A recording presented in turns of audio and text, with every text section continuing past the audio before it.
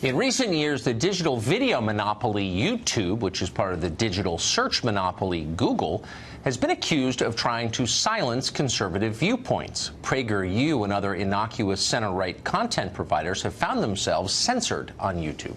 YouTube denies doing any of this on purpose. It was accidental, they say. We have no political agenda. Well, it turns out that's a lie. This show has exclusively obtained an internal YouTube memo from April of 2017, last year, that lays out in detail how YouTube censors videos. One of the reasons the extent of YouTube censorship isn't obvious to most people is because the company is smart enough not to scrub every video it wants to censor. Instead, many videos wind up in what the memo describes as limited state. Sounds like something out of Scientology. Videos in limited state are intentionally pushed down on the site, so they're harder to find. They're also demonetized, meaning the people who post them can't make money from them, no matter how often they're viewed. Think that isn't a big deal? What would happen if you couldn't find the New York Times on a newsstand? What would happen if its publishers weren't allowed to make money from selling it? Would that qualify as censorship? Obviously, of course it would. So what are the criteria for censoring videos on YouTube? Well, according to the memo, quote, controversial religious or supremacist content qualifies. So does, quote, highly controversial inflammatory content. What exactly does any of that mean? None of it is defined. It's totally subjective. YouTube makes the call and does so with maximum political intent. For example, YouTube decided it was inflammatory for PragerU to question the notion that all cops are racist. If you don't think they are, you're in trouble, according to YouTube. So PragerU's video was demonetized and effectively declared hate speech.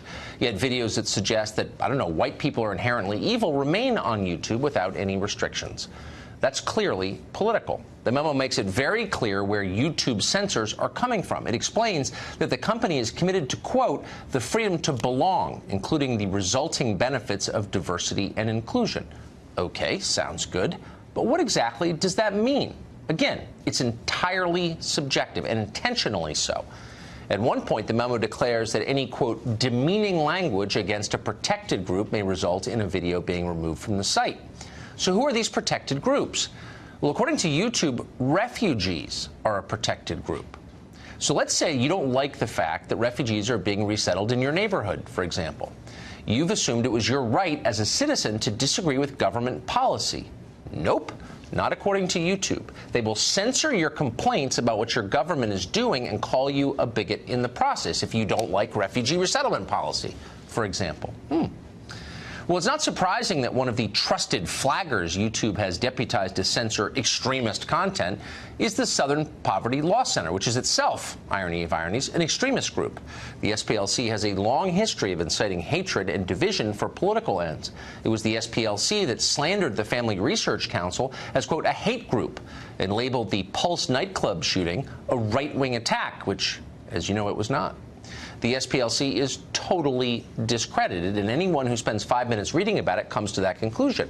And yet YouTube trusts the Southern Poverty Law Center to censor your videos, and that tells you a lot. We contacted YouTube for a statement on all of this, and we asked whether the company had revised its policies since the memo was written last year. The company barely responded. A flack linked us to a blog post written by a Google lawyer last June in which he vowed that the company would be more aggressive in censoring videos it doesn't like. It's worth noting that almost nobody in power is fighting back against this censorship.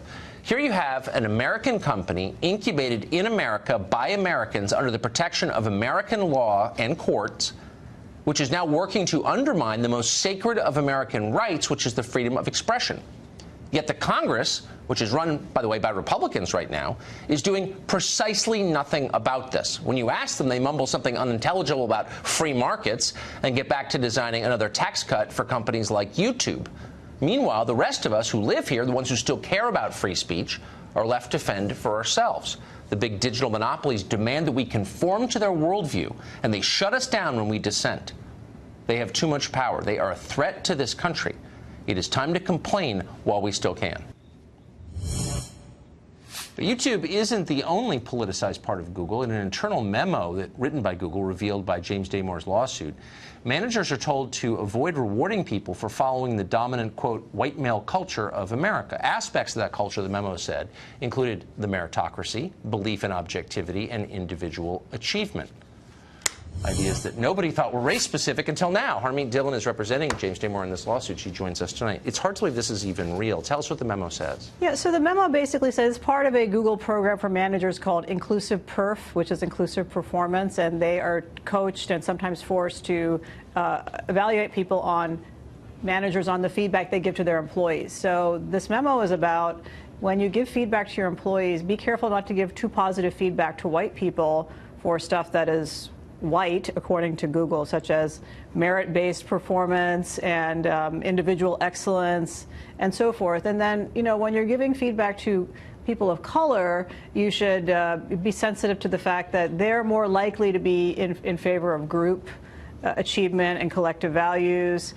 There's some negative traits associated with whites, which is supposed to be that they talk about you instead of to you, you know, so they're backstabbing. There are these gross racial stereotypes on both sides that are deeply offensive. For example, to say that this stereotype that whites care about meritocracy and accomplishment is to imply that other races don't. I mean, so this is clearly absurd. And the most absurd thing is that James Damore purportedly, after the fact, was let go because of gender stereotypes. But Google perpetuates racial stereotypes every single day in its management. It's shocking. But they don't, of course, hold their, I don't know, programming staff to these same standards. I mean, of course, they demand excellence when it comes to writing the code that is the basis of their business. Right, of course they should. Right, yeah, of course, as they should, by the way. I agree with that. So what's their response been? I mean, this seems horrifying, incredibly divisive, inherently bigoted, as you just pointed out. Are they conceding this is real? No, I don't think they get it. I mean, Google is too big to fail, too powerful to be questioned, and so they've been getting away with this. And in fact, in the face of our lawsuit, they simply describe all criticism of their race baiting and racial gerrymandering as alt-right criticism. So all of us why are look? You've been you know, you and I had the same job 25 years ago. You've been a conservative your whole life. You're on the Dartmouth Review 30 years ago. Why are conservatives, Republicans in Washington defending this crap, defending Google? Why aren't they doing something about this? Well, I'm afraid one very crass reason is that Google spreads the money around both sides. So members of Congress and the Senate who have power to do something about antitrust issues, these gross employment violations, they don't care. It's hard to get their attention.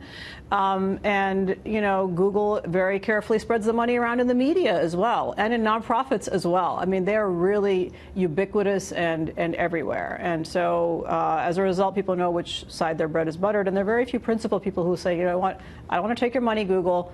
I'm going to criticize you, and I'm going to be objective about it. So that's what we're running up against here in this case. Now, there are a lot of patriots who are shocked by this. I mean, we've had the recent example just this week of Google trying to seal our lawsuit. In fact, they have sealed it for a 2-month period, believe it or not. They called up the court and they said, you know, some of our employees are being harassed. We want to bring a motion to seal this entire lawsuit.